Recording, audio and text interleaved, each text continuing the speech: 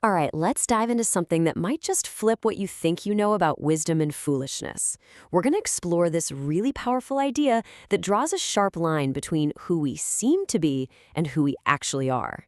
So, let me ask you something right off the bat. Just think about it for a second. Who is the biggest fool? The answer, you'll see, is probably not what you're thinking. And there you have it. You see, real foolishness, it isn't about making a mistake or not knowing something. It's about pure arrogance. It's that mindset of being so sure of your own genius that you look down on literally everyone else. Now, this whole idea really hinges on one critical but simple distinction: the huge difference between appearing a certain way and actually being that way. It's all about what's going on under the surface.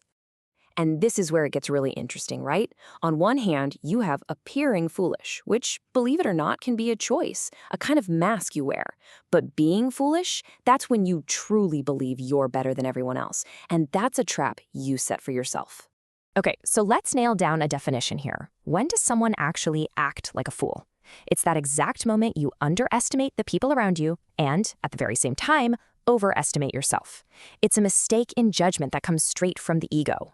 And come on, we've all seen this, right? People who are genuinely foolish on the inside, overestimating themselves, they often put a ton of effort into making sure they look wise and in control to the rest of the world. But it's all just for show. Okay, so let's completely flip that around. If the truly foolish are pretending to be wise, what in the world does a truly wise person do? Well, this is where things get really clever. This is the big paradox right here. Someone with real wisdom gets it. They understand that pretending to be a fool can be a massive strategic advantage. I mean, think about it. It lets you fly under the radar. You can completely disarm people who are blinded by their own pride because they underestimate you. And that's your secret weapon. To really get a grip on this, let's look at a classic example from Hindu tradition. So the monkey form, it's often seen as a symbol for, being a little mischievous, maybe a bit restless, and yeah, even a bit foolish. And yet, consider the deity Hanuman, a being known for incredible power, deep wisdom, and unwavering devotion. He chose to take on this very form. He literally wore the cloak of the monkey. So why would he do that? Well, it's pretty simple, actually. By letting his enemies look down on him, to just see him as some foolish monkey, he was able to pull off these unbelievable feats. He outsmarted them again and again and always got the upper hand, all because they never saw his true power coming.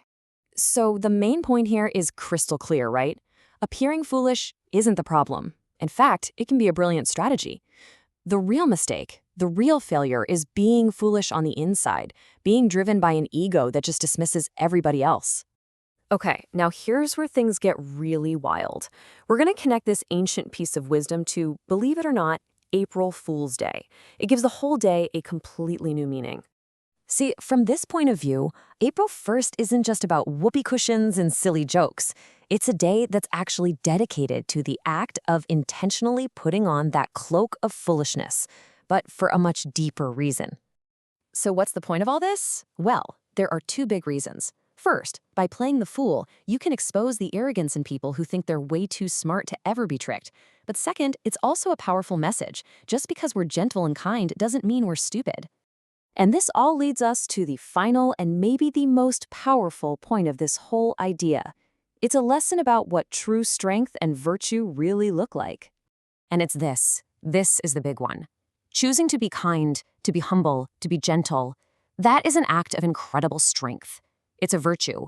It is never, ever a weakness. And anyone who thinks it is, well, by definition, they're the biggest fool in the room. So I'll just leave you with this question to chew on. After all this, the next time you're out in the world, who are you going to consider the fool? The person who's maybe acting a little silly, or the person who's too proud to even crack a smile? It's definitely something to think about. Thanks for tuning in.